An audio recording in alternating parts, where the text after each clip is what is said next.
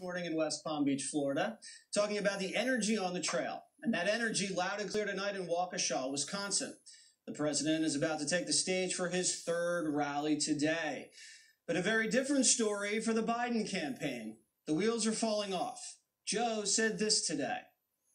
We have put together, I think, the most extensive and inclusive voter fraud organization in the history of American politics. He wants to put a voter fraud organization together? And his running mate, Joe, his running mate doesn't even know what state she's in. Watch. Hey, Cleveland! What's going on? Joining me now to react, Trump 2020 Senior Advisor for Strategy, Steve Cortez. Where are you, Steve? I'm at campaign headquarters, Arlington, Virginia. Okay, good. At least you know where you are. Good. All right. I know exactly where I am. So we saw kind of an angry tone from Joe today. I don't know if you saw some of his campaign's internal polling, or maybe he's just kind of in shock after that debate on Thursday. The president seems to be a little sunnier, obviously more energetic.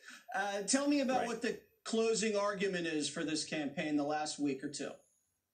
You bet. You make a great point. I think Joe Biden thinks that screaming at people and calling voters chumps is voter outreach. That's not get out the vote strategy. But listen, before I get to the actual policy strategy, I want to just say a word about this approach that you've mentioned, because this is really shaping up now, these final days of the campaign. In a lot of ways, it is morning in America on one side versus the dark winter on the other side. And what I mean by that is that this president is out there hustling, barnstorming the country, and he's acting as an inspiring leader. And he's convincing the people that there is a revival afoot in this country, and that it can continue a great American renaissance. Notice he used the word, we have Joe the Biden, term dark winter. Of dismal doom. He's like a combination, an insipid combination of Nurse Ratched key and word the there. Grim Reaper, telling us that there is a looming dark winter ahead.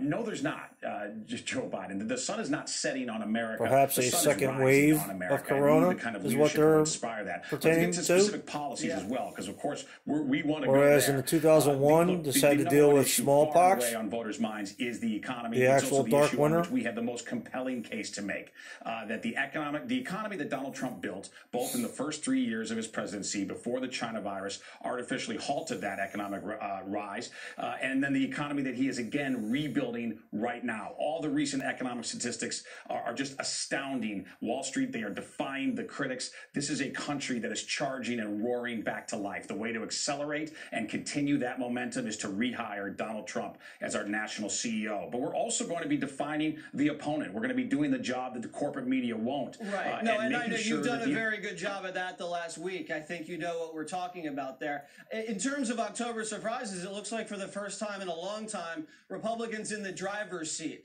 The Democrats don't have any ammo left. I mean, what do they got? They did the dossier. We've had more whistleblowers than a football scrimmage, anonymous leaks, his taxes.